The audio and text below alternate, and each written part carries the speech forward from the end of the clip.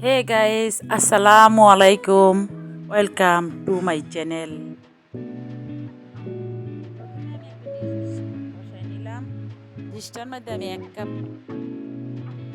নারকেল, 1 কাপ কিশমিশ আর 1 কাপ বাদাম দিলাম। তো কিশমিশ বাদামটা যেহেতু ধুইয়া দিছি একটু ভিজা, এটা আমি ভেজে নিলাম।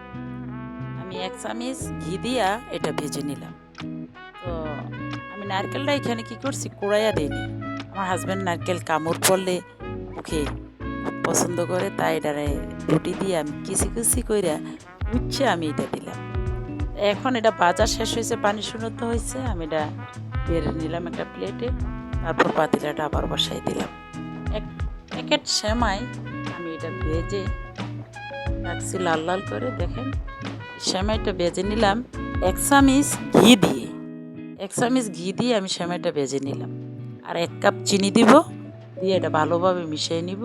এই যে তারপরে আমি এটা কী করলাম, একসাথে ভালোভাবে মিশিয়ে নিলাম। এই সেমাইটার একটা গুণ হচ্ছে কি, এই সেমাইটা 1 সপ্তাহ যদি অনায়াসে আপনার টেবিলে থাকে নষ্ট হয় না। আমার বাচ্চারা এটা মসমসে এবং খুব মুখরোচক একটা খাবার, এটা পছন্দ করে, তাই আমি এটা সবসময় তৈরি করে রাখি টেবিলে।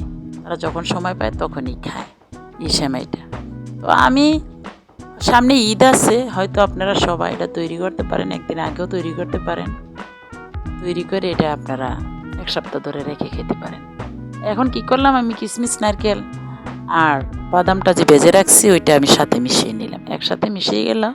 এখন আমার প্রায় তৈরি শেষ। এই সময়টা রান্নার একটা মিউজিক সৌন্দর্য হচ্ছে, এটা আমি গুঁড়ো দুধ দিয়ে রান্নবো।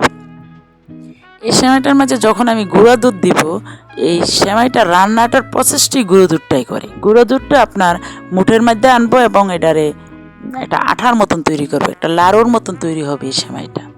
লাড়ুর মতো তৈরি হবে এই সেমাইটা। এই যে আমি 1 কাপ গুঁড়ো দুধ দিয়ে দিলাম। গুঁড়ো দুধটা একটু তরল দুধ সাথে দিয়ে মিশিয়ে নিচ্ছি, তাই এটা যেন সবটির সাথে মিশে এবং সেমাইটা মসমসও থাকে। তো আমি এটা গুঁড়ো দুধটা মিশিয়ে নিলাম, সবার সাথে সুন্দর করে মিশিয়ে নিলাম। এই দেখেন কি সুন্দর করে এটা একটা লাঠার মতো তৈরি হয়ে গেছে।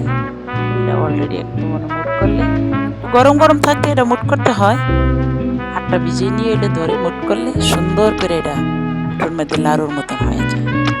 এই সময়টা অনায়াসে বাচ্চারা বড়রা সবাই খুব মজাদার করে খেতে পারে। তো যদি আমার এই ভিডিওটা আপনি পেজ থেকে দেখেন তাহলে অবশ্যই ফলো করবেন, লাইক তো অবশ্যই করবেন। আর যদি ইউটিউবে দেখেন তাহলে আমাকে সাবস্ক্রাইব করবেন। যেহেতু ঈদ সামনে আসছে, সবাই এটা তৈরি করবেন।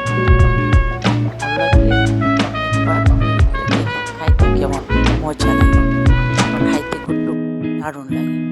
তো আমি প্রায় তৈরি করি, দেখেন মোটো আসছে। এখন আমি এটারে নামিয়ে নিব এবং এটা সুন্দর করে মুট করে তৈরি করব। যদি ভালো লাগে সবাই এটা তৈরি করবেন, বাসায় তৈরি করে খাবেন।